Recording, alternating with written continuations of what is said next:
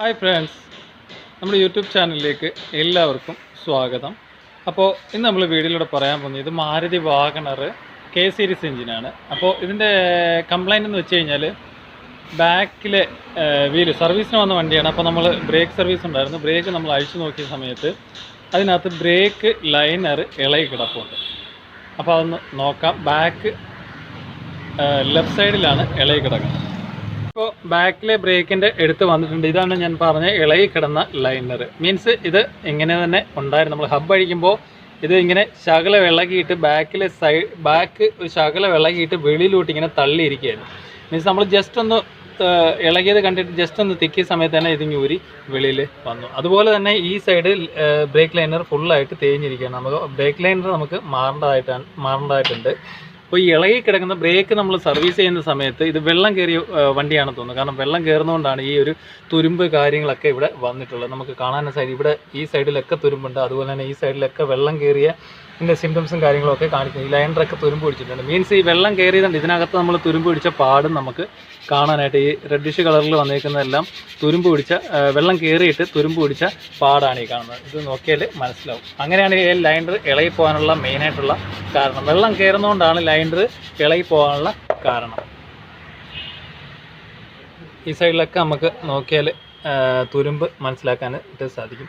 Already ഈ break liner നമുക്ക് മാറേണ്ടതായിട്ടുണ്ട്. അപ്പോൾ ബ്രേക്ക് ലൈനർ മാറുന്നത് നമുക്ക് എങ്ങനെയാണെന്ന് നോക്കാം. ഓൾറെഡി നമ്മൾ ചെയ്തിട്ടുള്ളതാണ് വീഡിയോ. അതുപോലെ തന്നെ ഇതിൻ്റെ സിലിണ്ടറിന് ജാമോ കാര്യങ്ങളോ ലീക്കോ കാര്യങ്ങളോ ഒന്നുമില്ല. നമ്മൾ ഓൾറെഡി അങ്ങോട്ടും ഇങ്ങോട്ടും ചെക്ക് ചെയ്തതാണ്. മീൻസ് പിസ്റ്റൺ അങ്ങോട്ടും ഇങ്ങോട്ടൊക്കെ മൂവിങ് ആവുന്നുണ്ട്. മീൻസ് ഇതിൻ്റെ ബ്രേക്ക് ലൈനർ മാത്രം നമുക്ക് മാറിയാൽ മതി. അപ്പോൾ ബ്രേക്ക് ലൈനർ മാറുന്നത് നമുക്ക് എങ്ങനെയാണെന്ന് നോക്കാം. അപ്പോൾ ബ്രേക്ക് അടിക്കുന്ന സമയത്ത് ഇത് കറക്റ്റായിട്ട് തന്നെ ചെക്ക് ചെയ്യുക. ഇളകി ഇരിക്കുകയാണെന്നുണ്ടെങ്കിൽ ജസ്റ്റ് ഒന്ന് നോക്കുക, അനക്കി നോക്കുക. അത് ഇളകി താഴെ വീഴുന്നുണ്ടെങ്കിൽ ആ ലൈനർ മാറുക. ശകലമെങ്കിലും ഇളകി ഇരിക്കുകയാണെന്നുണ്ടെങ്കിൽ അത് മാറി വിടുന്നതായിരിക്കും നല്ലത്. ഇല്ലെന്നുണ്ടെങ്കിൽ കാരണം നമ്മൾ ഓട്ടത്തിലാണ് ഇത് ഇളകി പോകുന്നതെന്നുണ്ടെങ്കിൽ ബ്രേക്ക് കിട്ടാതിരിക്കാനുള്ള അവസ്ഥയും കാര്യങ്ങളൊക്കെ ഉണ്ടാവും. അപ്പോൾ നമുക്ക് ലൈനർ മാറാം. അപ്പോൾ നമുക്ക് ലൈനർ അഴിക്കാനായിട്ട് ജസ്റ്റ് അൺലോക്ക് ചെയ്യുക, തിരിക്കുക, പ്രസ് ചെയ്യുക, തിരിക്കുക. അതുപോലെ തന്നെ ഈ സൈഡും പ്രസ് ചെയ്യുക, തിരിക്കുക. അപ്പോൾ ഈ ബാക്കിൽ ജസ്റ്റ് ഒരു കൈ കൊണ്ട് പ്രസ് ചെയ്ത് പിടിക്കുക. ഒക്കെ രണ്ട് ലോക്ക് നമ്മൾ ഊരിയെടുത്തിട്ടുണ്ട്. ഇനി നമുക്കിതിൻ്റെ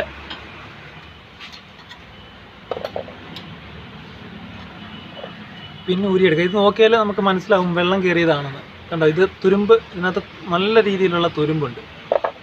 അപ്പോൾ ഇത് അഴിച്ചെടുക്കാനായിട്ട് ജസ്റ്റ് ബാക്ക് കൊണ്ട് മൂവ് ചെയ്യിക്കുക. അതുപോലെ തന്നെ ഈ സൈഡ് കൊണ്ട് മൂവ് ചെയ്യിക്കുക, ജസ്റ്റ് ഊരിയെടുക്കുക. നമുക്ക് ഹാൻഡ് ബ്രേക്കിൻ്റെ ലിവർ പിടിക്കാനായിട്ട് ജസ്റ്റ് ഈ സ്പ്രിങ്ങിൽ ബാക്കിലോട്ട് പുള്ളി ചെയ്യുക.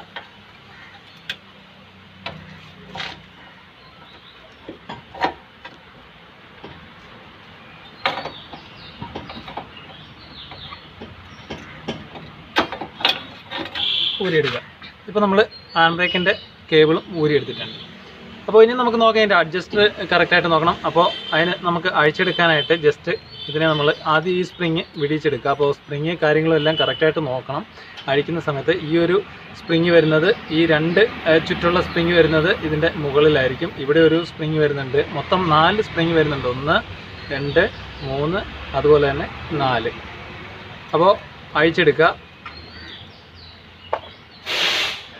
അപ്പോൾ ഈ സ്പ്രിങ് നമുക്ക് ഈസി ആയിട്ട് അഴിച്ചെടുക്കാനായിട്ട് ഈ ഹാൻഡ് ബ്രേക്ക് ജസ്റ്റ് നമ്മൾ ഈ കേബിളിൻ്റെ ഭാഗത്തുനിന്ന് ഇങ്ങനെ വലിച്ചു കഴിഞ്ഞാൽ നമുക്ക് ഫ്രീ ആയിട്ട് ഊരിയെടുക്കാനായിട്ട് സാധിക്കും. ഓക്കെ,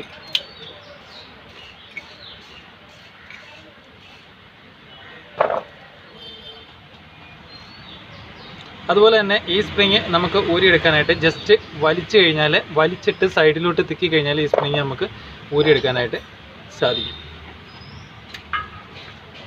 ഓക്കെ, ഇങ്ങനെ വലിച്ചിട്ട് ഇങ്ങോട്ട് തിരിച്ചു കഴിഞ്ഞാൽ ഈ സ്പ്രിങ് ഊരിയെടുക്കാനായിട്ട് സാധിക്കും. അപ്പോൾ ഈ സ്പ്രിങ് നമ്മൾ അതുപോലെ തന്നെ ഈ സ്പ്രിങ്ങിന്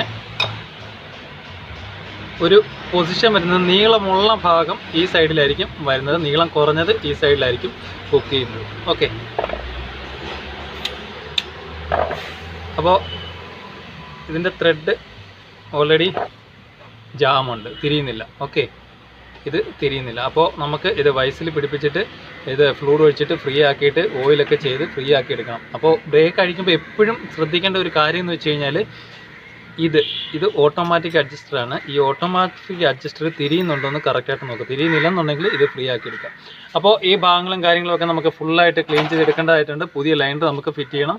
ഇതൊക്കെ നമുക്ക് ക്ലീൻ ചെയ്തെടുക്കണം. മെയിനായിട്ട് ഇതിൻ്റെ ഓട്ടോ അഡ്ജസ്റ്റർ തിരിയുന്നില്ല. ഇത് അഡ്ജസ്റ്റ് ചെയ്തെടുക്കണം. നമ്മൾ കൈകൊണ്ട് തിരിച്ചാൽ തിരിഞ്ഞ് പോകേണ്ടതാണ്. ഇത് തിരിയുന്നില്ല. ഓക്കെ, തുരുമ്പ് പിടിച്ചിരിക്കുകയാണ്.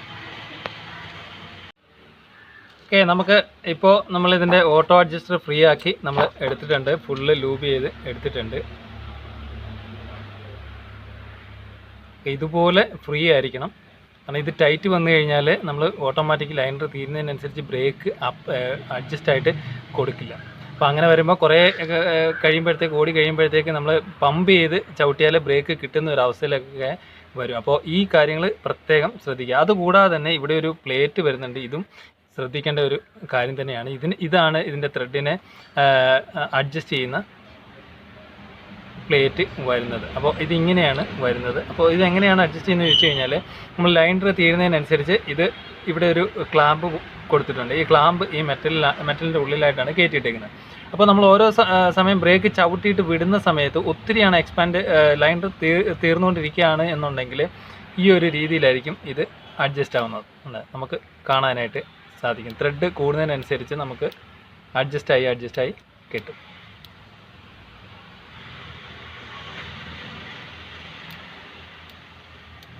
നമ്മൾ പ്രസ് ചെയ്യുന്ന സമയത്ത്, ചവിട്ടുന്ന സമയത്ത് ഇത് തിരിയുമ്പോൾ ഇവിടെ ഓട്ടോമാറ്റിക് ലൈനർ അഡ്ജസ്റ്റ് ആവും. ഓക്കെ, അപ്പോൾ ഇനി നമുക്കിത് സെറ്റ് ചെയ്യാം. അപ്പോൾ സെറ്റ് ചെയ്യാനായിട്ട് നമുക്ക് ആദ്യം ഇതിനുള്ളിൽ കയറ്റിയിടേണ്ടതായിട്ടുണ്ട്. അപ്പോൾ ഇത് ഇവിടെയാണ് വരുന്നത്. ഇവിടെ നമ്മൾ ജസ്റ്റ് കയറ്റിയിട്ടതിന് ശേഷം ഇതിൽ കയറ്റിയിടുക. അപ്പോൾ ഈ പ്ലേറ്റ് കറക്റ്റായിട്ട് തന്നെ ഇരിക്കുകയാണെന്ന് നോക്കണം. അതുപോലെ തന്നെ ഈ പ്ലേറ്റ് ഇല്ലെന്നുണ്ടെങ്കിൽ പുതിയ അഡ്ജസ്റ്റ് മേടിച്ചിടണം. ഇല്ലെന്നുണ്ടെങ്കിൽ നമ്മൾ മാനുവലായിട്ട് കൂടുതലായിട്ട് കറക്റ്റായിട്ട് അഡ്ജസ്റ്റ് ചെയ്തിടണം. അപ്പോൾ ഈ പ്ലേറ്റ് ഓട്ടോമാറ്റിക് അഡ്ജസ്റ്ററിൻ്റെ ഏറ്റവും മെയിനായിട്ടുള്ള ഒരു ഘടകമാണ്. അതുപോലെ തന്നെയാണ് ഇതിൻ്റെ ജാമും കാര്യങ്ങളും. ഓക്കെ, അപ്പോൾ നമ്മളിപ്പോൾ പുതിയ ലൈനർ ആയതുകൊണ്ട് നമ്മൾ മാക്സിമം കുറച്ച് ഇട്ടേക്കാണ്.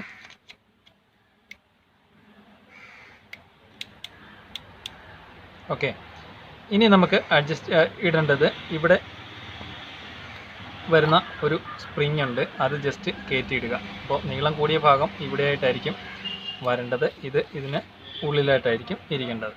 അപ്പോൾ ജസ്റ്റ് ഇതിൽ കയറ്റി വെക്കുക.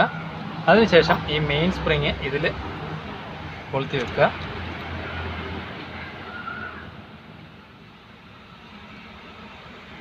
അതിനുശേഷം ഈ മെയിൻ സ്പ്രിങ് ഇതിൽ കൊളുത്തി വെക്കുക. ഓക്കെ,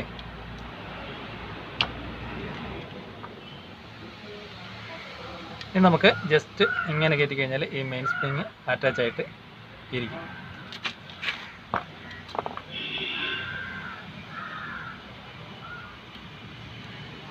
ഇപ്പോൾ നമ്മൾ ഇത്രയും കൊണ്ട് വെച്ചിട്ടുണ്ട്. ഇപ്പോൾ ഇവിടെ കയറി വീണിട്ടുണ്ട്, ഈ സ്പ്രിങ് ഇതിൽ വീണിട്ടുണ്ട്, അതുപോലെ തന്നെ ഈ സ്പ്രിങ്ങും ഇതിൽ വീണിട്ടുണ്ട്, അതുപോലെ തന്നെ ഇവിടെയും വീണിട്ടുണ്ട്. ഓക്കെ, ഇനി നമുക്ക് ഈ സ്പ്രിങ് ലാസ്റ്റ് ഇടാം.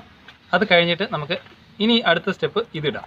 കാരണം ഇത് ലൈനർ അങ്ങോട്ട് ചാടി പോകാതിരിക്കാൻ വേണ്ടിയിട്ട് നമുക്ക് ഈ ലൈനർ നമ്മളിവിടെ ഹുക്ക് ചെയ്തു. ഇനി നമുക്ക് ഇവിടെ ഓൾറെഡി നമ്മൾ ഹുക്ക് ചെയ്തിട്ടുണ്ട്. നീളമുള്ള ഭാഗം ഇവിടെയാണ് വരേണ്ടത്. ഇനി നമുക്ക് ജസ്റ്റ് നോസ് പ്ലെയർ കൊണ്ട് ജസ്റ്റ് ഒന്ന് തള്ളിക്കഴിഞ്ഞാൽ സിമ്പിളായിട്ട് ഇടാനായിട്ട് സാധിക്കും. അപ്പോൾ ഇങ്ങനെ ലൈനർ സിമ്പിളായിട്ട് ഇടാനായിട്ട് സാധിക്കും. അപ്പോൾ ഈ ഒരു രീതിയിൽ നമുക്ക് സിമ്പിളായിട്ട് ലൈനർ ഇടാം. ലൈനർ ഇട്ട് കഴിഞ്ഞിട്ട് ഇവിടെ കറക്റ്റാണെന്ന് നോക്കുക. അതുപോലെ തന്നെ ഇവിടെയും ഹുക്ക് ചെയ്തേക്കുന്നത് കറക്റ്റാണെന്ന് നോക്കുക. ഇവിടെ കറക്റ്റാണെന്ന് നോക്കുക. ഈ ഭാഗങ്ങളെല്ലാം കറക്റ്റാണെന്ന് നോക്കുക. ഇനി നമുക്കിത് വണ്ടിയിൽ ഫിറ്റ് ചെയ്യണം. വണ്ടിയിൽ ഫിറ്റ് ചെയ്യുന്നതിന് മുമ്പേ ഹാൻഡ് ബ്രേക്ക് കേബിൾ നമുക്ക് പിടിപ്പിക്കാനായിട്ടുണ്ട്. ഓക്കെ, ഇനി നമുക്ക് ഇതിൻ്റെ ഹാൻഡ് ബ്രേക്ക് ഇടേണ്ടതായിട്ടുണ്ട്. ഓക്കെ, ഹാൻഡ് ബ്രേക്ക് കേബിൾ ഇടേണ്ടത്. ഹാൻഡ് ബ്രേക്ക് കേബിൾ വരുന്നത് ഈ പോർഷനിലാണ്. ഓക്കെ, അപ്പോൾ അതിന് വേണ്ടിയിട്ട് ജസ്റ്റ് ഇത് നമ്മൾ കൈ കൊണ്ട് ജസ്റ്റ് ഇതിനെ ബാക്കിലോട്ട് പുള്ളി ചെയ്ത് നിർത്തുക. ഇല്ലെന്നുണ്ടെങ്കിൽ നമ്മളൊരു നോസ് പ്ലെയർ ഇവിടെ കണക്ട് ചെയ്തിട്ട് ഓക്കെ, നമ്മളിപ്പോൾ ഇത്രയും കൊണ്ട് വെച്ചിട്ടുണ്ട്. അപ്പോൾ എന്നിട്ട് ജസ്റ്റ് ഈ ഹുക്ക് കറക്റ്റ് ഇതിനകത്ത് കയറ്റിയിടുക. ഇപ്പോൾ കയറി വീണിട്ടുണ്ട്, ജസ്റ്റ് കൈയെടുക്കുക. അപ്പോൾ കറക്റ്റായിട്ട് തന്നെ ഈ വെട്ടിൽ കയറി വീണിട്ടുണ്ടോ എന്ന് കറക്റ്റായിട്ട് നോക്കുക. ഓക്കെ, അപ്പോൾ കറക്റ്റായിട്ട് തന്നെ ഇതിനുള്ളിൽ വീണിട്ടുണ്ട്. അപ്പോൾ ഇനി നമുക്ക് സെറ്റ് ചെയ്യാനായിട്ട് ജസ്റ്റ് ഇതിൻ്റെ ഗ്രൂ കറക്റ്റ് ആണോ എന്ന്, ഈ വെട്ട് നേരെയാണോ ഇരിക്കുന്നതെന്ന് രണ്ട് സൈഡിലും നോക്കണം. ഓക്കെ, നമ്മൾ ഓൾറെഡി അത് കറക്റ്റ് ചെയ്ത് വെച്ചിട്ടുണ്ട്. ഈ പിസ്റ്റനെ ജസ്റ്റ് പ്രസ് ചെയ്യുക, കയറ്റിയിടുക. എന്നിട്ട് ഈ സൈഡ് കയറ്റിയിടുക. ഈ സൈഡ് കയറ്റിയിടാനായിട്ട് ജസ്റ്റ് വലിച്ചിടുക.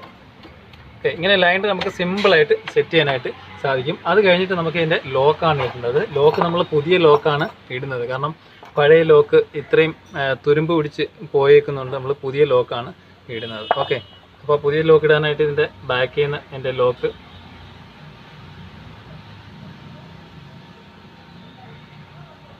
കയറ്റിയിട്ടു. ജസ്റ്റ് പ്രസ് ചെയ്യുക, തിരിക്കുക. പുതിയതാകുമ്പോൾ ഇച്ചിരി ടെമ്പർ കൂടുതലായിരിക്കും, നല്ലപോലെ പ്രസ് ചെയ്യേണ്ടതായിട്ട് വരും. ഈ സൈഡും ഇതുപോലെ തന്നെ കയറ്റിയിടുക.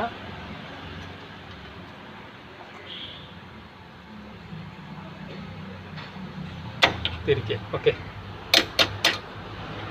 ഓക്കെ, ഇങ്ങനെയാണ് എൻ്റെ ലൈനർ സെറ്റ് ചെയ്യുന്നത്. ലൈനർ സെറ്റ് ചെയ്യുമ്പോൾ എപ്പോഴും ഈ പിസ്റ്റൻ്റെ വെട്ട് കറക്റ്റാണോ നോക്കണം, ഈ രണ്ട് സൈഡും നോക്കണം, ഇവിടെ കറക്റ്റാണോ നോക്കണം. അതുപോലെ തന്നെ സ്പ്രിങ്ങിൻ്റെ പൊസിഷനും കാര്യങ്ങളൊക്കെ കറക്റ്റാണോ എന്ന് നോക്കണം.